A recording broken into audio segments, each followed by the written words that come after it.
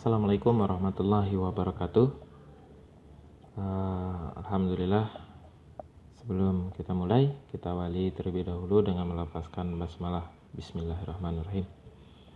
Oke, pada hari ini ya, kita akan belajar bersama-sama terkait dengan materi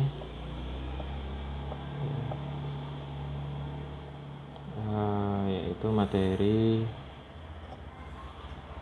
gaya. Oke. Yang kita pelajari ya, yaitu materi yang berkaitan dengan gaya. Nah, untuk mengetahui fenomena gaya ini, misalnya kita di sini memiliki sebuah kelereng. Ya, ada dua buah kelereng di sini. Nah, yang satu ini kelereng satu, ini kelereng dua. Nah, kelereng satu ini kita gerakkan, ya. Kita sentil lah istilahnya dengan menggunakan tangan, ya. Maka nanti kelereng satu ini akan menumbuk kelereng dua. Nah, sehingga misalnya ya, nanti arahnya ini kelereng dua. Nah, larinya ke sana. Nah, kelereng satu misalnya arahnya begini.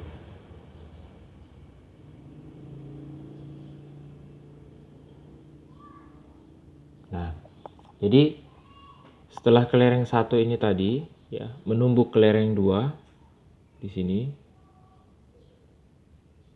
Ini satu. Jadi misalnya tadi kelereng satu menumbuk kelereng dua ya, yang kita sentil dengan tangan kelereng satu ini mengenai kelereng dua, kemudian kelereng dua itu arahnya ke kanan atas pergerakannya.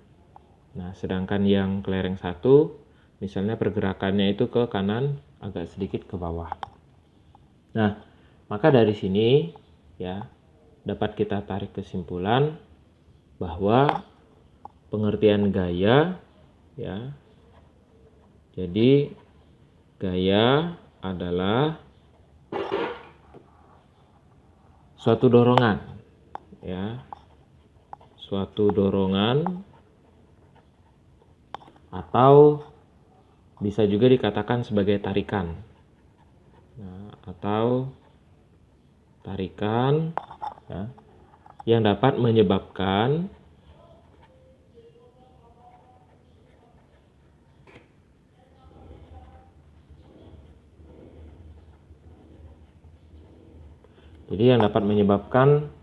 perubahan bentuk benda. Nah, perubahan bentuk benda atau bisa juga arah gerak benda. Arah gerak benda.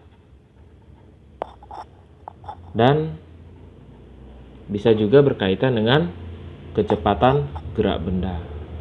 Ya. Kecepatan gerak benda. Nah, misalnya tadi kembali ke kasus kelereng. Bisa saja setelah kelereng kedua ini tadi ya dikenai oleh kelereng satu, bisa saja bagian dari kelereng kedua ini serpihannya ya ada yang pecah. Ya, ada yang pecah. Nah, namanya juga kaca misalnya ya. Nah, atau bisa juga arah geraknya yang tadinya harusnya lurus bisa saja dia ke atas, kanan atau bawah. Ya. Atau kecepatan gerak benda yang awalnya tadi diam karena dia dikenai oleh kelereng satu, akhirnya dia bergerak. Yang tadi kelereng satu ya, kecepatannya akan berkurang. Kenapa? Karena dia menumbuk kelereng dua. Jadi itu ya kesimpulan terkait dengan gaya, yaitu suatu dorongan atau tarikan Jadi di sini ada suatu dorongan, ya, atau tarikan yang dapat menyebabkan perubahan bentuk benda. Jadi bisa mengalami perubahan bentuk benda, arah gerak benda, dan kecepatan gerak benda. Itulah yang kita namakan dengan gaya. Oke, selanjutnya kita akan membahas tentang pengelompokan gaya ya. Jadi berdasarkan interaksinya, gaya itu kita kelompokkan menjadi dua. Jadi ada yang namanya adalah gaya sentuh, ya, dan ada juga yang dikenal dengan gaya tak sentuh. Ya. Nah, biasanya ini kita kenal dengan istilah gaya medan, ya, gaya medan. Nah, gaya sentuh ini artinya ada kontak secara langsung, ya. Itu adalah gaya sentuh. Misalnya kita contohkan di sini ada lantai, ya. Kemudian di sini ada sebuah balok. Nah, balok tersebut ditarik, ya. Nah, ini adalah contoh dari gaya sentuh karena ada sentuhan antara balok, ya, dengan lantai. Nah, di sini ada gaya geseknya misalnya. Ya, jadi ada sentuh antara balok dengan lantai. Itu gaya sentuh. Nah, sedangkan gaya tak sentuh ini artinya tidak ada kontak secara langsung. Jadi gaya ini tidak membutuhkan suatu sentuhan, ya, suatu kontak langsung antara kedua objek. Nah, contoh dari gaya tak sentuh atau gaya medan ini misalnya ada kutub magnet, ya, ini utara, ini selatan. Nah, di sini ada paku misalnya, ya, ada paku. Nah, di sini ada paku. Nah, ini misalnya adalah besi. Nah, ini adalah magnet. Nah, maka di sini ada tarikan dari paku-paku tersebut sehingga mereka menempel ke magnet yang kita dekatkan dengan paku. Nah, tarikan tersebut itu tidak memerlukan yang namanya sentuhan, ya. Maka ini kita kelompokkan, ya, contoh dari gaya tak sentuh atau gaya medan. Nah, itu adalah pengelompokan dari gaya, ya. Jadi ada gaya sentuh dan ada gaya tak sentuh. Jadi di sini ada, kalau gaya sentuh tadi, ya, di sini ada kontak langsung. Jadi ada bersentuhan antara dua objek. Sedangkan gaya tak sentuh di sini tidak memerlukan sentuhan langsung. Ya, berbeda kejadiannya dengan gaya sentuh. Nah, itu pembagian gaya. Ya, selanjutnya kita akan membahas tentang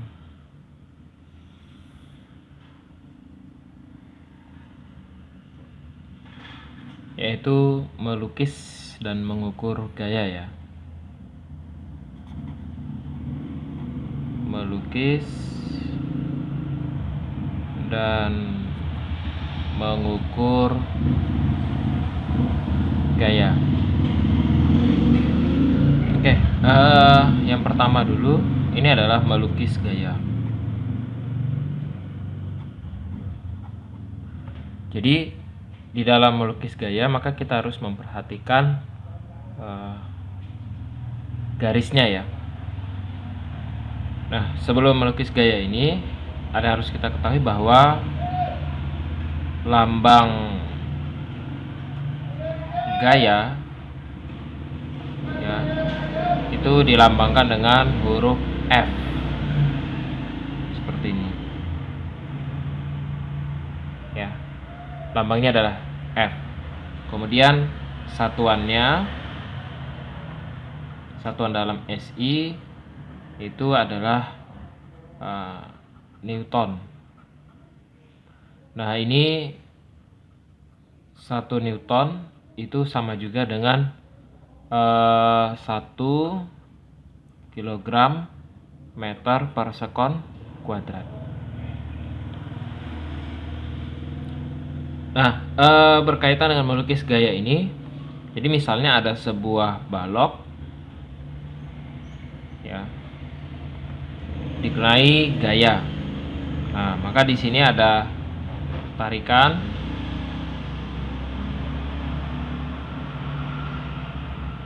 misalnya di sini ya. Oke, maka di sini misalnya F itu 6 Newton. Artinya jarak ini ke sini itu adalah 2 Newton. Ya, ini ke sini juga 2 Newton. Ini ke sini 2 Newton. Jadi totalnya adalah 6 Newton. Ya. Dan panjangnya juga harus diperhatikan. Contoh lagi misalnya ada sebuah benda ya seperti ini. Nah, di sini ditarik misalnya adalah ya, F1 6 Newton. Dan di sini ada F2 4 Newton. Nah, itu adalah yang benar. Ya. Jadi ini penulisannya, melukisnya sudah benar. Nah, sedangkan yang salah seperti ini contohnya. Misal di sini ya adalah 4 Newton. Nah, yang ini ya, ini F1, ini adalah F2 6 Newton. Nah, ini salah. Kenapa? Karena besarnya 4 Newton lebih panjang garisnya daripada 6 Newton. Jadi kebalik. Seharusnya semakin besar angkanya maka garis gayanya juga semakin besar. Itu yang benar. Ya, jadi ini salah. Nah, itu adalah cara melukis garis gaya yang bekerja pada benda. Nah, untuk mengukur gaya itu kita bisa menggunakan ya alat ukur gaya. Kita bisa menggunakan yang namanya itu adalah dinamometer. Nah, ini adalah alat ukur gayanya. Jadi nama alatnya itu adalah dinamometer. Nah, ini contoh alat dari dinamometer ya. Jadi ini pangkalnya. Nah, di sini benda yang ingin diketahui gayanya. Nah, sebagai contoh misalnya ini kan satuannya adalah Newton. Nah, sebagai contoh ini ada sebuah benda ditarik menggunakan dinamometer. Nah, maka di sini hasilnya adalah 0,2 Newton gayanya. Ya. Misal ada lagi benda ditarik seperti ini. Nah, ini berarti hasilnya adalah 0,4 Newton. Ya. Jadi ini adalah dinamakan dengan dinamometer. Ya, alat ukur untuk mengetahui gaya yang kita berikan pada suatu objek atau suatu benda.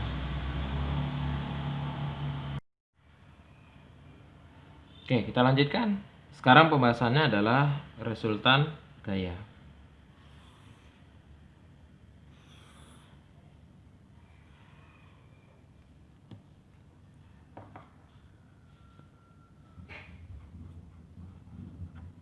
Resultan gaya. Oke, berkaitan dengan resultan gaya, maka pada suatu benda atau suatu objek itu dikenai beberapa gaya. Nah, perlu diingat bahwa gaya ya itu merupakan besaran vektor. Ya. Jadi arahnya itu akan mempengaruhi suatu benda. Ya. Jadi resultan gayanya itu akan kita lihat arah dari gaya itu yang bekerja pada suatu benda tersebut. Oke. Di sini misalnya ada sebuah benda, suatu objek. Ya. Di sini ada F1. Ya. Kemudian di sini ada F2. Nah, maka di sini nilai F-nya, resultan gayanya itu adalah F1 ya ditambah dengan F2. Jadi resultan gayanya jumlah dari F1 F2. Kenapa? Karena F1 dan F2 ini searah. Oke, misalnya ada lagi pada suatu benda ya dikenai gaya seperti ini.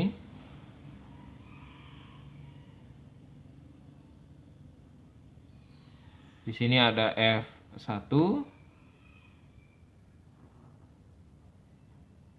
Kemudian di sini ada F2.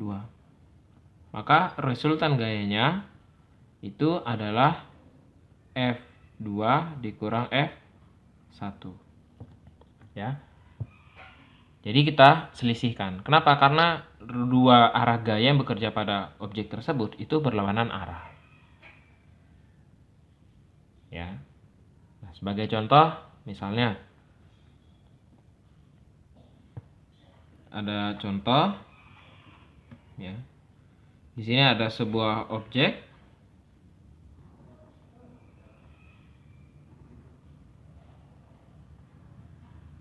Oke, di sini misalnya F1 itu adalah 3 Newton. F2 6 Newton. Dan di sini bekerja F3 4 Newton. Oke, maka dari sini resultan gaya ya F itu adalah jumlah dari F1 ditambah F2 dikurang dengan F3. Maka 3 ditambah 6 dikurang 4. 3 tambah 6 9 dikurang 4 berarti 5 Newton. Ini arahnya kemana? Nah, arahnya yaitu adalah ke kanan. Ya, itu berkaitan dengan resultan gaya. Jadi apabila arah gaya itu searah maka kita jumlahkan, apabila arah gayanya berlawanan maka kita selisihkan. Oke, berbicara tentang gaya, maka kita nanti akan menyinggung yang namanya adalah hukum Newton.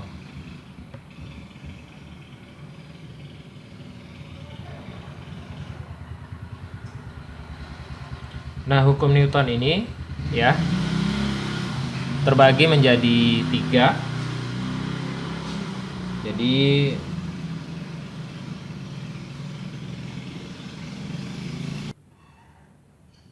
ada hukum 1 Newton. Nah, di dalam hukum 1 Newton bahwa di sini dikatakan ya suatu benda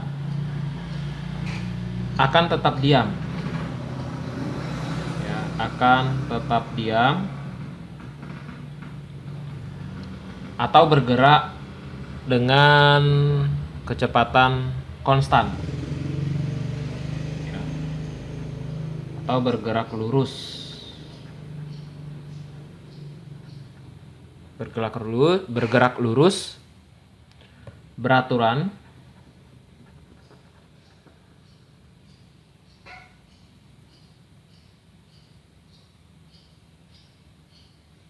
maka di sini ya, jika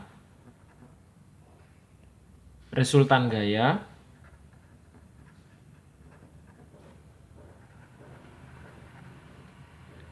yang bekerja pada benda itu sama dengan 0.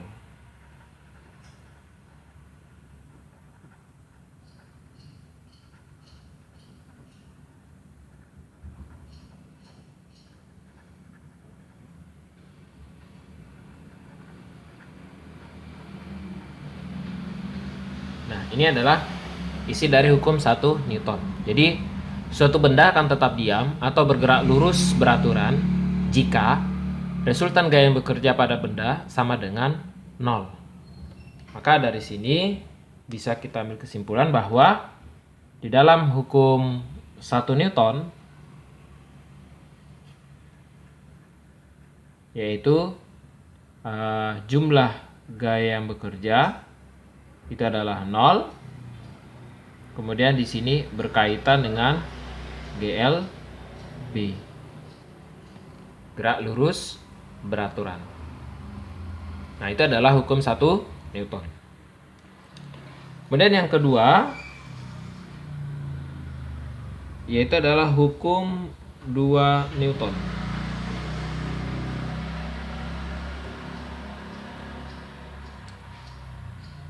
Di dalam hukum 2 Newton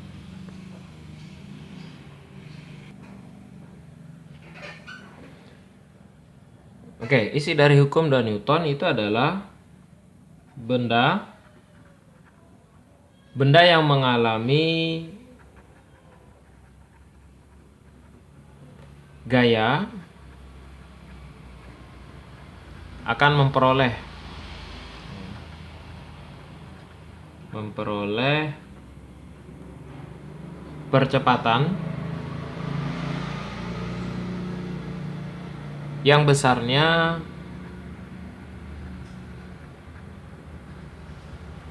berbanding lurus atau sebanding, ya, sebanding dengan besar gaya, dan berbanding terbalik, ya, berbanding terbalik dengan masanya. Jadi hukum 2 Newton itu isinya adalah benda yang mengalami gaya akan memperoleh percepatan yang besarnya sebanding atau berbanding lurus dengan besar gaya dan berbanding terbalik dengan masanya. Maka dari sini bisa kita ambil bahwa jumlah gaya yang bekerja itu sama dengan massa dikali percepatan. Atau apabila kita turunkan, maksudnya kita ambil nilai percepatannya ya, bahwa A itu sama dengan jumlah gaya dibagi dengan massa. Bahwa besarnya percepatan ini sebanding dengan besar gaya yang diberikan dan berbanding terbalik dengan massanya. Karena benda itu mengalami percepatan, berarti di sini kasusnya berkaitan dengan GLBB. Artinya benda itu bergerak, baik dia dipercepat maupun diperlambat. Nah, itu adalah hukum 2 Newton. Kemudian yang ketiga,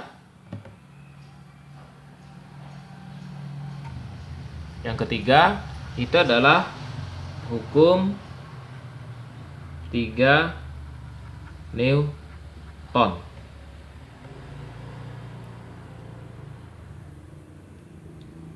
Nah, isi dari hukum 3 Newton itu adalah jika suatu gaya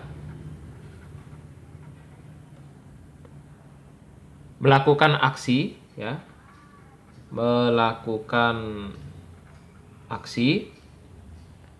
terhadap suatu benda, terhadap suatu benda atau objek, maka akan timbul, ya, maka akan timbul gaya reaksi.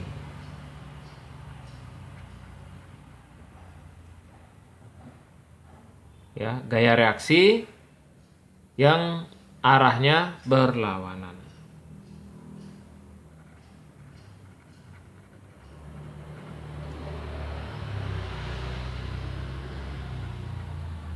Jadi hukum 3 Newton ini, jika suatu gaya melakukan aksi terhadap suatu benda, maka akan timbul gaya reaksi yang arahnya berlawanan. Nah, maka di sini dapat kita tuliskan bahwa F aksi itu sama dengan min F reaksi. Nah, tanda negatif di sini, ya, tanda negatif itu menunjukkan bahwa arahnya berlawanan. Jadi ada F aksi sehingga menimbulkan F reaksi. Nah, itu ya pembahasan berkaitan dengan hukum Newton. Jadi ada hukum 1 Newton berbicara tentang benda itu akan tetap diam atau bergerak lurus jika resultan gaya bekerja itu sama dengan 0. Ada hukum 2 Newton, benda yang mengalami gaya akan memperoleh percepatan yang besarnya sebanding dengan besar gaya dan berbanding terbalik dengan masanya. Dan hukum 3 Newton, apabila diberikan gaya aksi, maka akan timbul gaya reaksi yang arahnya berlawanan. Ya, itu adalah F aksi sama dengan minus F reaksi. Di mana minus ini menunjukkan bahwa arah gayanya itu berlawanan.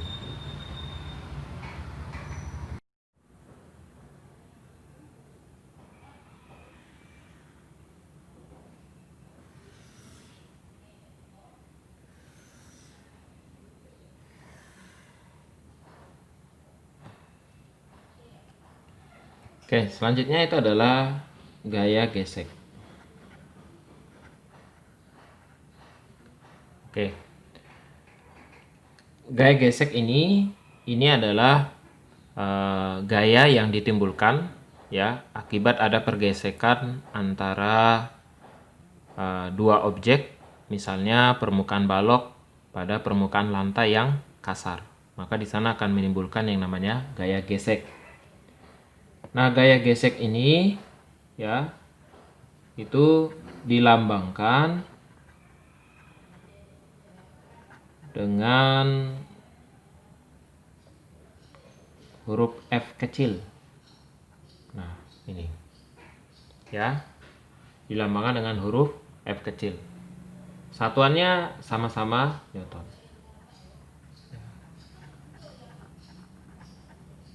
Itu adalah Newton, atau kita singkat dengan N. Jadi gaya gesek ini pasti selalu berlawanan dengan arah gaya utamanya.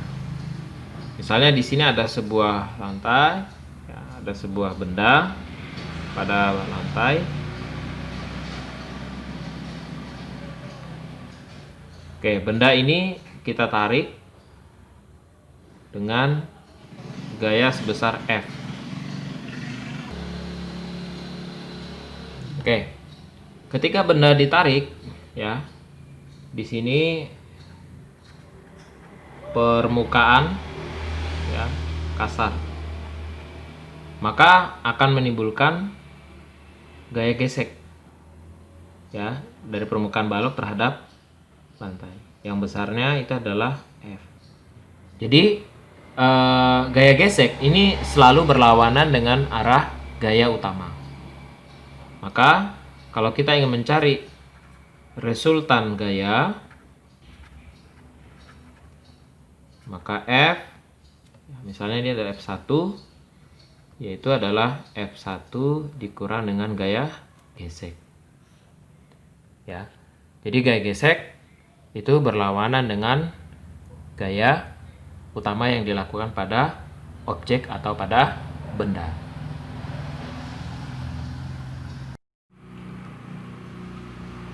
Ya, selanjutnya kita akan membahas tentang gaya berat.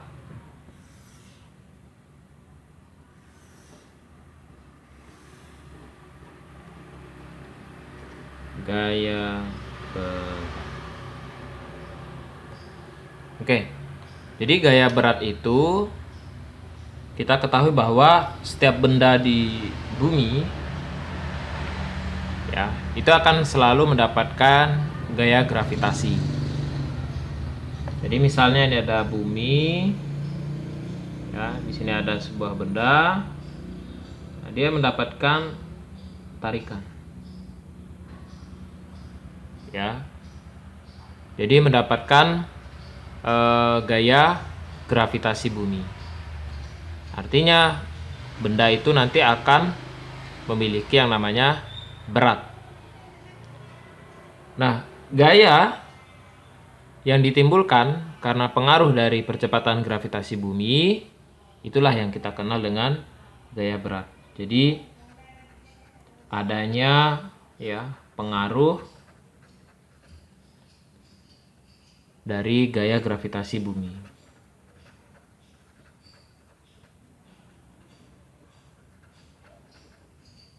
Nah, di sini itu yang kita kenal dengan istilah dari gaya berat. Nah, gaya berat ini sebenarnya diturunkan dari hukum 2 Newton ya. Jadi diturunkan dari hukum 2 Newton. Nah, di dalam hukum 2 Newton itu kan bahwa F itu sama dengan M kali A. Nah, jika gaya ini dianalogikan sebagai gaya berat, maka ya kita dapat menuliskan itu adalah W M dan ini ya sebagai G, di mana G ini adalah percepatan ya gravitasi bumi. Jadi kita analogikan bahwa gaya itu sebagai berat, massa, percepatan, itu kita analogikan percepatan gravitasi bumi. Maka inilah yang kita kenal dengan gaya berat. Jadi W ini adalah gaya berat dalam 1 Newton. M ini adalah massa benda kilogram, dan G itu adalah percepatan gravitasi bumi meter per sekon kuadrat. Nah, itu berkaitan dengan gaya berat. Oke, selanjutnya yaitu adalah gaya normal.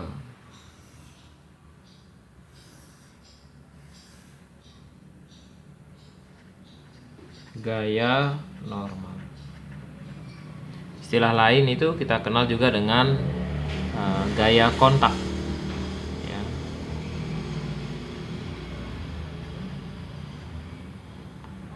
Jadi gaya kontak ini terjadi akibat dua benda bersentuhan. Jadi di sini terjadi akibat dari dua benda atau dua objek bersentuhan. Dan gaya normal ini dia tegak lurus ya. Jadi selalu tegak lurus dengan permukaan kontak. Permukaan kontak. Nah, jadi dia selalu tegak lurus dengan permukaan kontak. Nah, misalnya ada sebuah meja seperti ini.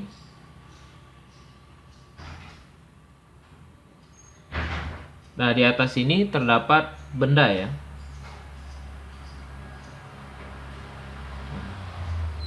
Maka dari benda ini ke bawah itu adalah gaya beratnya. Ini adalah W ya, yaitu M kalikan G. Nah, sedangkan ke atasnya ini adalah gaya normal. Nah, jadi N itu adalah gaya normal. Ini kita lambangkan dengan N. Jadi tegak lurus dengan permukaannya, tegak lurus.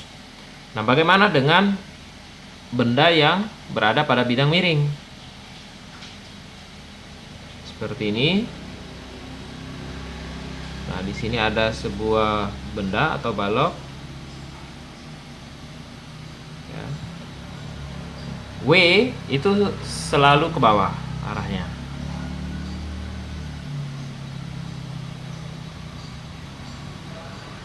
Nah, adapun gaya kontaknya, karena ini miring, maka gaya normal itu atau gaya kontak itu tegak lurus ya, tegak lurus dan permukaan, berarti dia ke atas.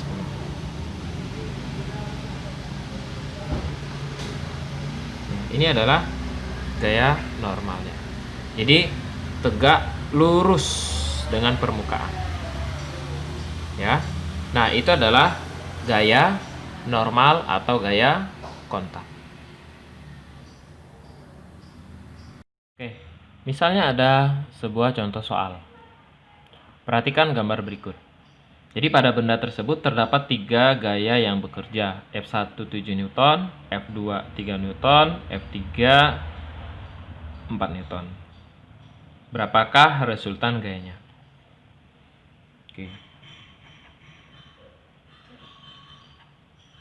Maka untuk mencari resultan gaya, kita lihat dulu arah gaya yang searah dan mana yang berlawanan. Nah, dari gambar di sini yang searah itu, perhatikan tanda anak panahnya ya. Maka yang searah itu adalah F1 dengan F2. Maka kita jumlahkan. Sedangkan F3 ini ke kiri, artinya kita selisihkan. Sehingga 7 Newton ditambah dengan 3 Newton dikurang 4 Newton. Maka hasilnya adalah 6 Newton. Nah, ini adalah resultan gayanya. Jika ditanya arahnya, maka arahnya adalah ke kanan. Nah, sedangkan untuk yang B, jika massa benda, berarti kan di sini sudah kita ketahui bahwa F-nya itu adalah 6 Newton. Kemudian apabila massa bendanya adalah 3 kg. Nah, yang ditanya di sini adalah percepatan benda. Meter per sekon kuadrat. Nah, ini berarti berkaitan dengan hukum 2 Newton. Ya, hukum 2 Newton. Di mana percepatan itu sebanding dengan gaya yang diberikan dan berbanding terbalik dengan massanya. Oke. Maka dari sini nilai percepatannya A, gayanya tadi karena sudah kita cari resultannya ya, 6 Newton dibagi dengan massanya 3. Maka diperolehlah nilai percepatannya 2 meter per sekon kuadrat.